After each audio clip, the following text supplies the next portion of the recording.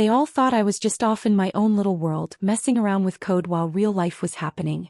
Little did they know, behind the scenes of my failure, I was cooking up their worst nightmare.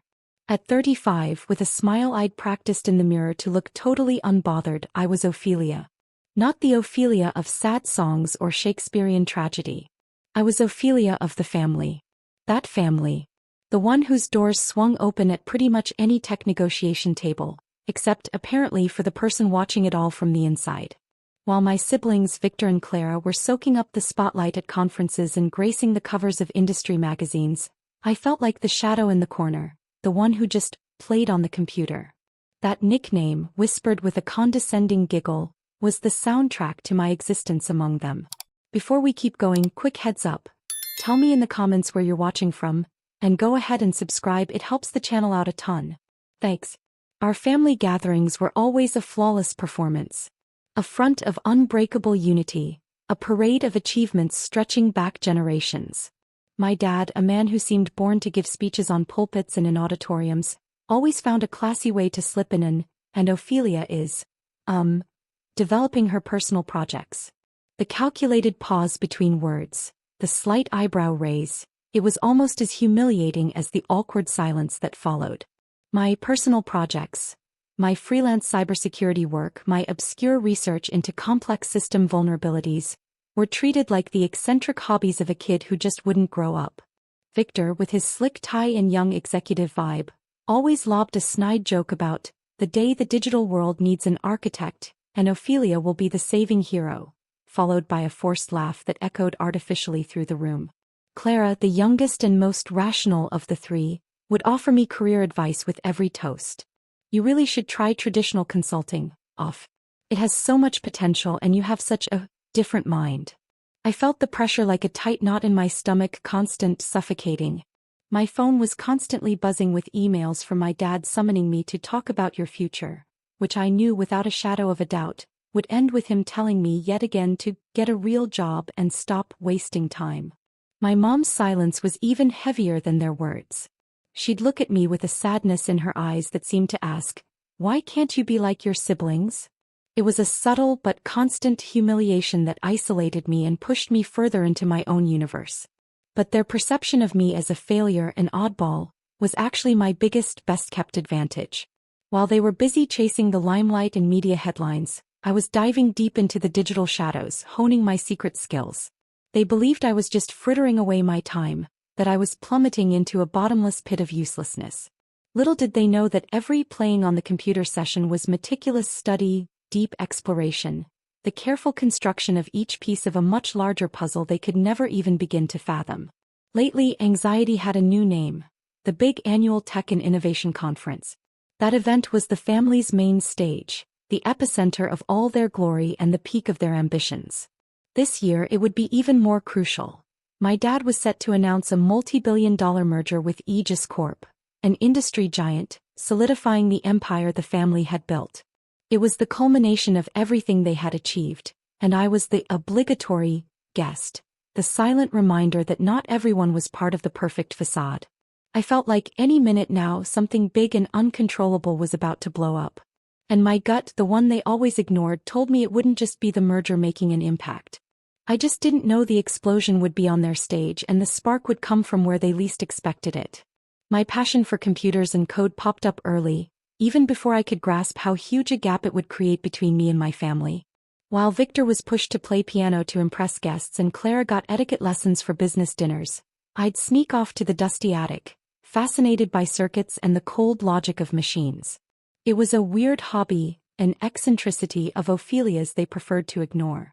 For the family, true value lay in networking, in the ability to persuade, to ink multi-million-dollar deals in rooms thick with cigar smoke and whiskey glasses. Finances, influence, social sparkle. That's what mattered. My mom would say I needed more fresh air. My dad, with his deep voice, would insist I should develop interpersonal skills. Ophelia, the real world works with people, not machines. My spot was the antithesis of the family's glamour. A modest room at home turned into an office, my true sanctuary and lab. There, far from judging eyes, I was free. The walls were covered with complex diagrams, source code scribbled on colorful post-it notes, and screens displaying data streams incomprehensible to anyone who didn't speak the dialect of cybersecurity. It was where the unemployed Ophelia transformed into the architect. No recognition, no applause, just the pure satisfaction of unraveling digital puzzles that would make the industry's brightest minds break a sweat. My life was a double helix, a public face of disinterest and another, deep and secret, of obsession. It was late nights, bitter coffee, and the quiet that let my mind work at the right pace. Currently, I was knee-deep in a project of almost absurd complexity, creating a proactive threat detection system for critical infrastructures. It wasn't for a specific client. It was personal research, a self-imposed challenge to see how far I could go. There was something strangely familiar about the attack patterns I simulated, a resonance with certain signatures I'd seen in old reports from the family's company. They boasted about the robustness of their security systems, but I, in my playtime hours, had already found the cracks, the doors they swore didn't exist that were actually just ajar. The irony was brutal. I was working on something that would indirectly protect what they considered infallible, and which, at the same time, was the foundation of their own fortune and reputation. Sometimes a chill would run down my spine. My monitoring systems, designed to keep an eye on the shadows of the global network, would pick up a strange noise. Small anomalies, traffic spikes in unusual places, digital signatures that vanished as quickly as they appeared. I'd log them, analyze them, but I just couldn't connect the dots yet. It was like hearing a distant whisper in a language I knew, but the words hadn't quite formed a clear sentence. A vague warning, maybe. A veiled threat moving in the internet's depths, way below the shiny surface my family loved to flaunt. I felt like something was brewing, something big enough to shake even the pillars they believed were unbreakable. I just never imagined that whisper would turn into a deafening scream, and that it would come straight from the center stage the family held so dear. The Century Hall just reeked of opulence and power. LED lights danced over futuristic structures, gleaming booths showed off mind-blowing innovations, and the buzz of excited voices filled the air. It was the giant stage, and my family was literally front and center. Their booths were the biggest, their smiling faces graced the jumbo screens, and their names were whispered with reverence in the halls. I, Ophelia, felt like a fish out of water in my plain, dull dress, a sour note in a symphony of success and self-promotion. I watched the superficial interactions, the calculated handshakes, the fake compliments tossed around between CEOs and investors. Every smile seemed to have a price tag, every conversation, a hidden agenda. My parents, impeccable in their designer outfits, circulated among the bigwigs, an aura of confidence and authority hanging over them. When they saw me, their smiles faded a bit, replaced by an expression I knew all too well, a mix of veiled embarrassment and condescension. "Oh, Ophelia," my mom would say, a note of exasperation in her voice, "you came." As if my presence was a miscalculation, a glitch in their perfect planning.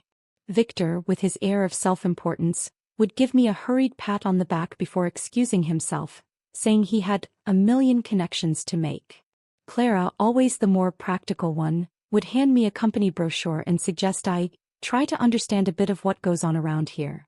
They barely introduced me to their colleagues, or did so in such a vague way that I became an almost invisible figure. "This is Ophelia. Does her own projects." The phrase would just vanish into thin air before I could even take a breath. It was the most subtle humiliation, but also the most constant. While the family was busy with their performance, I picked up on side conversations. The main focus was the impending merger with Aegis Corp. Everyone was talking about the impenetrable security of the system the family developed. A system that, to me, was like an open book full of holes and vulnerabilities they stubbornly ignored, blindly trusting an architecture that I, in my playtime, had already deconstructed and rebuilt countless times in my mind. Inside, a growing unease gnawed at me. A mix of frustration at their arrogance and a strange premonition. Near the main auditorium entrance, as I tried to dodge a cluster of journalists, I bumped into someone. It was General Davies, a legend in the cybersecurity world, known for his sharp mind and his discreet work in government agencies. He greeted me with a polite nod, a distant smile, and went on his way. No recognition, no spark in his eyes that would indicate he might know who I really was. The feeling of invisibility grew. I was a ghost on that stage of giants, watching the dance of vanity. The buzz intensified as the merger presentation time approached. My dad, Victor, and Clara stepped onto the main stage, the picture of confidence and success. The lights dimmed, the screens lit up, showing the family's logo next to Aegis Corp's. My dad took the microphone and the audience, hungry for big news, fell silent. The global network security systems, the family's pride and joy, were being activated for the public demonstration, a spectacle of data and lines of code that was supposed to show their infallibility. I felt the air vibrate with anticipation, but for me it was a premonition. I just didn't know that their infallibility was about to crumble, and that the first signs of the collapse would appear in seconds, right there in front of everyone. The main screen, which had been displaying growth charts and the promise of the merger, began to flicker almost imperceptibly. A tiny glitch in the image, a line of code overlapping for a split second. My dad on stage was at the height of his speech, talking about the unshakable security of the systems the family had built. He barely noticed, and most of the audience didn't either. The sound and image technicians backstage mumbled something about network instability, a common problem at big events. But to me, the glitch wasn't a technical error. It was a signature. My brain, used to deciphering invisible patterns, registered the anomaly. It wasn't a simple bug. It was an attack. And an extremely sophisticated one. That small flicker on the screen was just the tip of the iceberg of a malware I had never seen in action, source code so complex it sent shivers down my spine.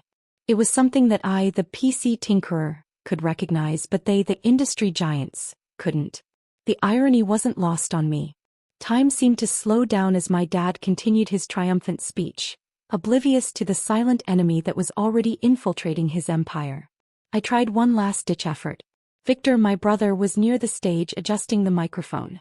I slid over to him, speaking low, almost inaudible amidst the chatter. Victor, check the network. It's not a glitch. It's an attack. A zero-day malware. He turned to me with a forced smile, his eyes full of thinly veiled contempt. Oh, Ophelia. Always the pessimist. Always finding problems in everything. Why don't you relax and enjoy it? You don't understand real business. He turned his back on me, smiling back at the audience. The disdain in his voice was the last straw. My attempt to avert disaster was swept under the rug of arrogance. From that moment on, the hesitation I felt gave way to a cold anticipation. What followed was quick. The main screen began to flicker more aggressively, lines of code multiplied, and the merger company logos distorted into an intermittent red blur. The security system, once praised, lit up with visual alarms, red lights flashing like a machine gun. The buzz in the audience morphed into confused murmurs, then alarmed whispers. Backstage, the techs scurried around, their faces twisted in panic. My dad on stage completely lost his train of thought during his speech. The family's infallibility was crumbling live, in front of hundreds of tech's biggest names and the most influential journalists. The mix of dark satisfaction and dread inside me was almost unbearable. Part of me wanted to yell at them, point out the obvious, but the other part, the one that had been silenced for so many years, just watched. The situation escalated by the second, and I knew they were about to face a brutal reality check. My dad, his voice thick with emotion, rushed to grab the mic again, his confident facade melting under the hot lights and sheer panic. He tried to calm the crowd, stammering words about momentary instabilities and reinforced security. But it was too late. The big screen, in a final cruel show, stopped flickering, displaying a single chilling critical error message that filled the entire display, sealing the fate of his presentation and perhaps his legacy. The error message that had frozen the big screen didn't last long. In a few seconds it broke apart into an avalanche of garbled characters, which quickly reorganized into a clear, unmistakable warning. System compromised. Access granted. Data initiating transfer. Panic erupted on stage. My dad, pale and sweaty, tried to speak into the microphone, but the words wouldn't come out. His eyes, once full of confidence, were now bloodshot with despair as he watched his company's data, years of work and secrets, being exposed live. Victor and Clara, who minutes before had an unshakable air of superiority, ran back and forth on stage, their laptops open in futile attempts to stop the digital bleeding. I saw the codes pouring onto the giant screen. Confidential financial reports, market strategies, internal emails, even detailed merger plans that were supposed to be absolutely top secret. The audience, previously elegant and composed, buzzed in shock, their phones pointed at the screen, recording the meltdown in real time. The merger with Aegis Corp, the family's crown jewel, was collapsing before everyone's eyes. The CEO of Aegis Corp, a burly man with a perpetually stern look, abruptly stood up from his front row seat. His face was red, and his words, though inaudible from where I was, were clearly a shout of fury and indignation. I could feel the shockwave and shame radiating from the stage. My family's reputation, built on decades of supposed pioneering and security, was being burned to ashes in front of the world. It was the revenge of silence, proof that arrogance comes at a price. I watched the scene with a strange, almost morbid calm. As chaos swallowed the auditorium, my mind raced, processing every line of code that slid across the screen. That malware. It was an even more advanced variant of something I had studied extensively in my secret project, a technology one suspected came from an elite hacker group operating in the shadows of the digital underworld. I knew the signature, the style, the ferocity. It was like seeing a predator I had only studied in its natural habitat finally unleashed. There was a flash of adrenaline, an almost uncontrollable urge to run to the stage, grab a keyboard and fix the mess they had created. The solution was right there at my fingertips within my own system, which I had built as a perfect counterpoint to that kind of threat. But then the memory of all the humiliations hit me, the jokes about my PC, the unanswered emails, the disapproving looks, the contempt in their voices when I tried to suggest improvements to their security. That moment, the public humiliation they were experiencing, was a direct result of their blindness and arrogance. And for now I'd let chaos reign. The audience's buzz escalated into a growing uproar. It was then that General Davies, the legendary cybersecurity bigwig I had met earlier, burst onto the stage. His face, previously composed, was now visibly worried, his eyes scanning the screen with military intensity. He grabbed a microphone and, with a commanding voice, tried to take control of the situation, but I knew that even for him, this would be a monumental challenge. I just didn't know that the search for a solution would lead him to look for the architect, and that the irony of fate would make him look right in my direction. On stage, General Davies, with his commanding voice, tried to bring order to the chaos. His hastily mobilized teams scurried around the control terminals, their fingers dancing over keyboards in a frantic race against time. But the hacker was a ghost, a shadow dancing between bits and bytes, always one step ahead. The leak of confidential data intensified, accelerating in volume and speed, a river of sensitive information gushing out to the world. Every second was a blow to the industry's credibility, and especially to my family's. Suddenly, the data flow on the screen stopped and a single line of text flashed, white on a black background in a cold digital font. You trust sandcastles to guard your treasures. Let the tide take them.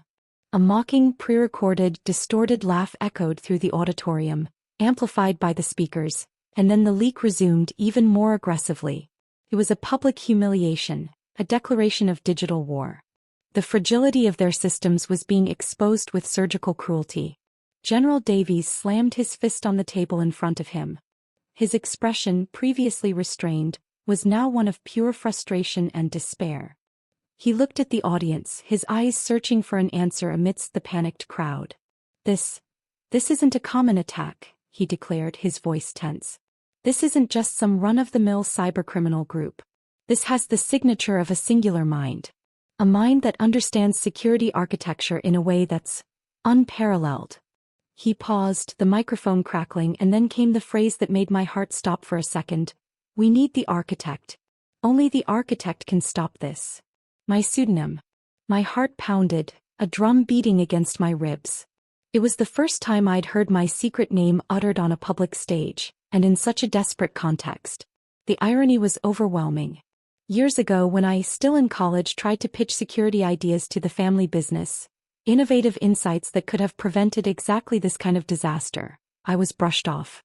My proposals, crafted with passion and months of research, got shot down as too complex for the market, or even worse, just slapped superficially onto some marketing brochure, never really seeing the light of day. My dad would just laugh off my digital conspiracy theories. Victor said I didn't get the practical side of business. Clara told me to focus on something more tangible. They didn't have a clue. Not even an inkling of how deep my expertise ran, how much time I'd poured into cracking network secrets, or the threats lurking in the shadows. To them, I was just the quirky daughter who played around on the computer, the egghead with no real-world experience. They couldn't wrap their heads around the fact that the solution to their disaster was right there, in the audience just a few feet away, in the person they underestimated the most. The truth, that inconvenient truth, was they'd built their empire on a foundation that I, in my idle hours, had proven was shaky as hell. The general, totally freaked out, scanned the audience again, his voice practically begging. The honor of this industry is on the line. If the architect is here, if you're listening, please, we need you. He had no idea, couldn't even fathom that the solution he was so desperately searching for, the only mind capable of fighting off that threat, was right there, staring him down, watching his meltdown with a calm, calculated coolness, and weighing the cost of being invisible. I was there, the inconvenient truth personified, and the stage was set for my moment of reckoning. The general's desperate plea echoed through the auditorium, a cry for a mind only I possessed. The architect. The irony was a sharp knife in my gut. I could stand up, reveal who I really was, and in minutes, maybe even seconds, turn this whole mess around. Or I could just sit there watching my family's arrogance drive them straight into the ground. The satisfaction of seeing them crash and burn in their own incompetence, of watching them reap the bitter harvest of years of disdain and humiliation, was almost too tempting to resist. Memories flooded my mind like a raging river. The years of being an outcast, the jokes about my PC, the blank stares when I tried to explain the nitty-gritty of my passions. I vividly remember a family get-together when I was in my early 20s. I'd spent months developing a groundbreaking encryption algorithm, something I truly believed could revolutionize the family's products. I presented it with so much enthusiasm, my eyes practically sparkling with genuine passion. My dad listened with a condescending smile, and Victor, my brother, just brushed it off as too complicated for the average customer. Weeks later, I saw bits and pieces of my algorithm twisted and dumbed down, being used in a marketing campaign as inspiration from internal researchers. No name, no credit. That's when it hit me. To them, I was just a wellspring of ideas to be exploited, but never an equal, never a mind to be respected. It was the subtlest betrayal, but one that gnawed at my confidence. Now their empire was crumbling, and I was the only one who could hold up the pillars. Letting them fall would mean seeing my dad, once so proud, his face contorted with panic. It would mean seeing Clara and Victor, with their perfect lives and flawless careers, facing public ridicule and bankruptcy. The prospect was bittersweet. Revenge, yeah, it was tempting. But there was a bigger weight. Innocent employees, hundreds of families who depended on the company would be affected. The stability of an entire industry could be rocked, creating a ripple effect of distrust. My moral code, the one that drove me to protect infrastructures, to build resilient systems, was clashing with my personal pain. The architect didn't just build for revenge. I built for security. It was the internal struggle between the humiliated Ophelia and the strategic Ophelia, the one who saw the bigger picture, who knew that a complete collapse would have consequences far beyond my family's pain. My eyes swept across the crowd. I saw the scared face of an intern on the security team, the desperation in the eyes of a secretary who relied on that job. They weren't to blame for my family's arrogance. Revenge was sweet, but I wasn't driven solely by spite. I was driven by logic, by a need for order and protection. And that need, at the end of the day, always trumped personal pain. I took a deep breath, feeling the heavy air in that room. My heart was pounding, but my mind was clear, cold. I had a decision to make, one that would shape not only my family's destiny but maybe my own. I would rise, but it wouldn't be for their benefit. It would be on my own terms, with my own rules. Revenge would come, yes, but it would be a revenge of power and reversal, not blind destruction. I would make my move, but not to save their name. It would be to reaffirm my own. The moment of truth was approaching, and I knew exactly what I was going to do. The moment I'd waited years for, to show them who I really was about to happen. Century Hall, once a temple of innovation, had turned into a graveyard of ambitions. The news of the billion-dollar merger with Aegis Corp getting yanked spread like wildfire, and the buzz of panic had become a collective wail. I saw Aegis Corp CEO storm off the stage, promising immediate legal action. My family's company, once an unshakable giant, was now teetering on the brink, its credibility in tatters, facing a barrage of lawsuits for breach of contract and security negligence. My dad, the man who always oozed control and pride, was visibly broken. His shoulders slumped, his face pale and slick with cold sweat, his eyes glistening with a pain I never thought he could feel. He tried fruitlessly to talk to the retreating Aegis Corp reps, his pleas lost in the noise of the exodus. He looked like a dethroned king begging for mercy. Victor and Clara, once so high and mighty, looked like wax figures, their faces twisted in a mix of shock and silent despair. They were living the nightmare that I, in my playing around, had always known was a real possibility. My mom, who always kept her composure, was sitting in the front row, her shoulders trembling. She wasn't crying out loud, but the silent tears streaming down her face were more eloquent than any scream. I watched her, a strange ache in my chest. I'd always wanted her approval, but she never knew how to give it to me, always trying to force me into a mold that wasn't mine. Seeing her pain was a gut punch, but also confirmation that their facade of perfection had finally shattered. On stage, General Davies looked utterly drained. The conference security teams had pretty much hit a wall. The big screens were still flashing bits of chaos, busted code and wonky security alerts. He'd thrown everything but the kitchen sink at it. In a last-ditch effort, almost like a rite of passage, the general strode to the center of the stage, grabbed the mic my dad used to use, and his voice, though tired, carried a clear weight. "Ladies and gentlemen," he started, his voice a little shaky, "we've reached a point where conventional tech can't bail us out anymore." He paused, his gaze sweeping the crowd, like he was hunting for a ghost. "In times like these, when the unthinkable happens, we need minds that see what others don't. There are whispers of an individual, a legend in our field, someone known only for their knack for cracking the uncrackable. An architect of defenses and attacks, whose knowledge goes way beyond anything we've picked up from books or in labs." He sounded like he was describing some mythical figure, almost whispering the words, and my heart was pounding. "If the architect is here, if you're listening, the honor of this industry, the security of our digital future, it's all in your hands. Please step forward." The plea hung in the agonizing silence. I knew it. This was my moment. Their rock bottom, my big break. The general scanned the room one more time, his eyes landing on me. For a second the world just stopped. In his eyes I saw a flicker of recognition, a spark of hope that just lit up. The air around me froze, and the only sound I could hear was my own blood pumping in my ears. He opened his mouth to speak, and I knew that in mere seconds, the truth would come out, changing everyone's fate in that room. General Davies's gaze locked onto me, cutting through the panicking, desperate crowd. His eyes, tired and pleading just moments before, went wide with a mix of disbelief and shock. He pointed at me, microphone still in hand, and the whole auditorium seemed to hold its breath. Then, with a voice that was hoarse and almost inaudible, yet echoed through every corner of the silenced hall, he whispered, "Wait, Ophelia, you're the architect." Those words. They were what I'd been waiting for years, and what they'd never even dreamed of. The entire room, which had been lost in chaos and shouting, now plunged into a deathly silence. You could hear the faint hum of the lights and the sound of my own heart thumping in my chest. All eyes, previously glued to the messed-up screen or the general, swung to me. The journalists, who seemed to have forgotten their cameras, were gaping. My family. Oh, my family. Victor and Clara's faces were frozen in a mix of horror and bewilderment, like I'd just conjured a dragon on stage. They looked at me like I was a stranger, or maybe the biggest fraud they'd ever encountered.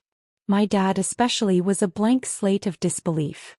His eyes, which had always seen me as the weird one who played on the PC, were now struggling to reconcile that image with the general's whisper. The mask of disdain and condescension he'd worn for years crumbled into pure, undeniable shock. With a posture that I knew was calm and controlled on the outside, but was churning inside with the adrenaline of a moment years in the making, I stood up. My movements were deliberate, each step echoing in the silence. I didn't say a word at first, just stared at the general and then at my family. The nod was almost imperceptible, but it was enough. It was my acceptance, my confirmation. The failed Ophelia was in fact the architect. The attack isn't a simple DDoS. My voice, to my own surprise, came out clear and steady, amplified by a microphone someone quickly handed me. It's an asymmetric encryption vulnerability exploit, with a backdoor slipped into a firmware update on one of the main servers. The attacker is using a reverse tunnel, masked as legitimate traffic. We need to isolate the critical nodes and reverse the security protocol handshake. I've got the antidote, but the window of opportunity is short. The words to most in the room were just tech jargon, but for the experts present and for the general, they showed a mastery no one except me possessed. The masks of contempt on my dad's face completely disintegrated, replaced by an expression of shock mixed with a pang of desperation and maybe a glimmer of grudging respect. He was speechless, his mouth opening and closing like a fish out of water. Victor and Clara shrank back as if the revelation was a physical blow. The general, with newfound energy, gestured to the security team. "Clear a path. Get her to the stage. Fast." People moved aside, creating a corridor. I walked towards the stage not with arrogance, but with the quiet confidence of someone who knew their worth. Every step was a silent reiteration of everything they had denied me. I would take control of the situation under everyone's astonished eyes, and the digital world would be saved. But not by them. It would be by me. I stepped onto the stage like it was my rightful place, the calm around me a stark contrast to the panic from seconds ago. General Davies gestured to a terminal and I sat down, my fingers already finding the right keys before I was even fully seated. Adrenaline pumped through my veins, but my mind was cool, focused, seeing the lines of code dancing on the screen like a complex musical score that only I and I alone could read. "I need full admin access to the authentication logs and reverse proxies." My voice came out clear without hesitation. The techs, previously clueless, now looked at me with a mix of relief and awe. They gave me what I asked for without question, following my instructions with a speed I'd never seen from them when they worked for my family. I was the architect, and that, apparently, gave me an authority no last name ever did. I started working and the stage became my high-tech lab. My own toys, as my dad used to call them, were on my portable devices. A small USB dongle plugged into the stage machine opened doors to my custom tools, packet tracing algorithms, unique signature malware analyzers, and even a handshake reversal module I'd developed in my secret project. In minutes, I was diving into the network's depths, mapping the attack, tracing the reverse tunnel's origin. Alright, here's that text translated into informal, idiomatic American English, keeping that speak like a native vibe. Every move I made was a gut punch to the hacker. I could practically feel his frustration through the network as my defenses shot up like unexpected brick walls. The data stopped gushing out. That crazy flow on the big screen settled down, and the red alarms winked off, one by one. The tension in the air, which had been thick enough to cut with a knife, turned into this buzz of anticipation. I could practically hear the whole crowd holding their breath, now watching me in total silence. While I was doing my thing with General Davies and his crew breathing down my neck, I spotted this tiny crack in the authentication system, a blind spot the hacker had totally exploited. It was a vulnerability I'd warned them about years ago in one of my proposals they'd just blown off. Without even turning around but knowing he was there, I dropped a subtle jab. That security protocol validation glitch. It's always been a pain point for me. I snuck a glance at the audience. My dad, who was front and center in the first row, winced. His eyes, which had been full of desperation, now showed this mix of guilt and shame. The lesson was being taught live and he couldn't bail. The architect wasn't just a title. It was the quiet validation of a life I'd poured into something they'd trashed. With every second I tightened the noose. I pinpointed the hacker's command and control server, a node disguised in a legit network. A few final commands and I rolled back the attack and dropped an irreversible tracker. The hacker's name, a codename I'd seen before in intel reports, flashed on my screen. "General," I said without taking my eyes off the terminal, my voice steady and loaded with authority, "I've got him. The hacker goes by Ghost Echo. And I can give your people the exact coordinates of his main server." The relief in the room was almost audible. I'd shut down the attack and even better, I'd flipped the script. The stage, which had been the tomb of my family's rep, was now my throne, built from the ashes of their arrogance and the strength of my own two hands. The main screen now screamed, "System secure," in a vibrant green that looked like a sunbeam after the storm. The chatter and panic had given way to widespread relief, which quickly exploded into a roaring standing ovation. The audience, The same tech bigwigs and journalists who'd seen my family's downfall were now on their feet clapping for me.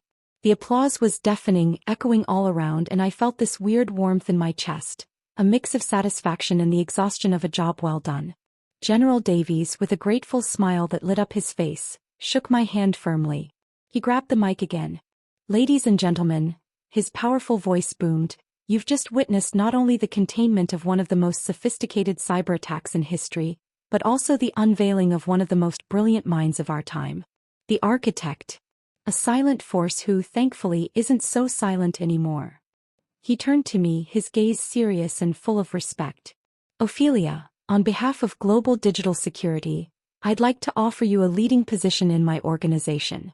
We need you on the front lines."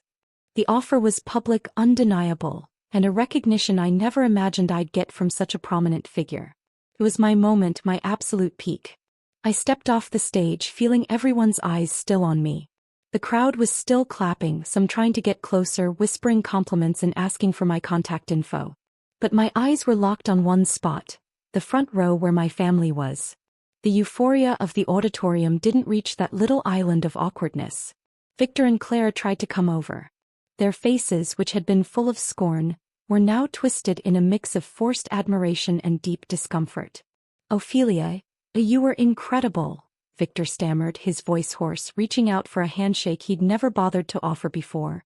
Clara just nodded, eyes downcast, unable to meet my gaze.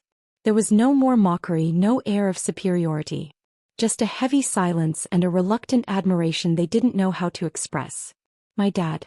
He just stood there, a statue of despair. His eyes, which had judged me so much, now watched me with a mix of shock and a shame that was eating him alive. The confident facade he'd always worn had totally crumbled. He had no words. He didn't try to approach, didn't try to greet me. Just silence, the undeniable proof that the lesson had been learned in a way no words could express. He was the man who had scoffed at the architect, and now the architect had saved his legacy. Kept my cool. There was no visible anger on my face, no hint of cruel triumph. Just a cold serenity, the deep satisfaction of someone who proved their worth not with shouts but with actions. I wasn't looking for an apology, that wasn't what I wanted. The situation itself, the power flip, their public humiliation and my unexpected rise, was already the sweetest revenge I could have imagined. While the crowd was still buzzing, my phone was blowing up with emails and messages. High-level proposals, invites for state security consultations, leadership offers from giant tech companies. My life was changing not just professionally but fundamentally. I had been the echo of disapproval for years. Now I was the silence that commanded attention, the force no one saw coming. And the future, which they told me I didn't have, was unfolding in ways even I couldn't have predicted, taking me far beyond my family's shadow. I was free and they were, finally, speechless. A few months had zipped by since the conference. The chaos had shifted into a new order and I, Ophelia, wasn't a shadow anymore. General Davies' offer panned out big time, landing me a top-dog position as head of cybersecurity strategies in a global organization.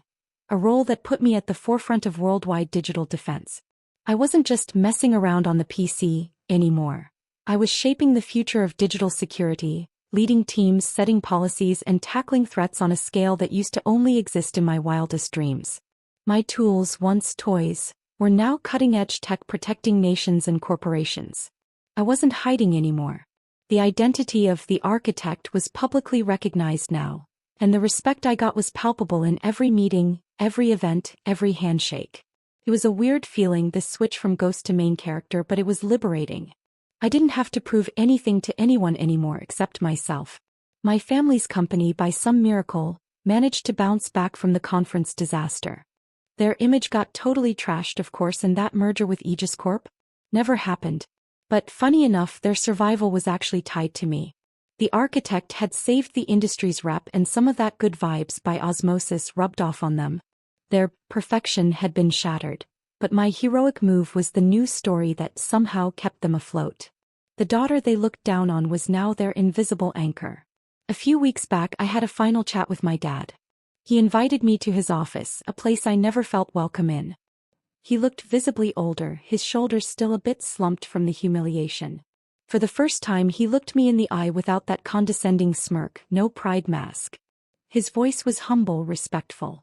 He talked about how proud and admiring he was, and how he'd underestimated my passion. He didn't straight up apologize for past words, but the way he looked at me, his voice choked up, was as close as he was ever gonna get. I just listened.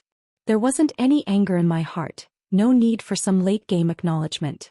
The win wasn't about putting my family down or forcing an apology. It was about lifting myself up. About finding my own path to success, without having to squeeze into the mold they'd made for me. I'd proven my worth to myself, and that's all that mattered. For me, revenge was flipping the script, realizing my games had a purpose and a much bigger impact than their financial ambitions. I thought about the whole journey. The contempt, the humiliation, feeling invisible, all that fueled me, pushed me into the shadows where I could totally thrive, build my own digital empire. I didn't need their approval anymore. The peace I felt now was a deep calm, forged in adversity and self-affirmation. My story wasn't about bitterness. It was about transforming. I'm wrapping up this whole thing looking out at the horizon, at all the endless possibilities stretching out in front of me. The screen in my new office, top floor of a skyscraper, glows with fresh challenges. I'm Ophelia, the architect. My worth was never about anyone's approval, just my own belief in myself. And that's the biggest lesson this journey taught me. If you made it this far, it means Ophelia's story hit home for you as much as it did for me. Drop a comment below about your favorite moment or the lesson that impacted you the most. And don't forget to subscribe so you don't miss out on the next stuff. Thanks a bunch.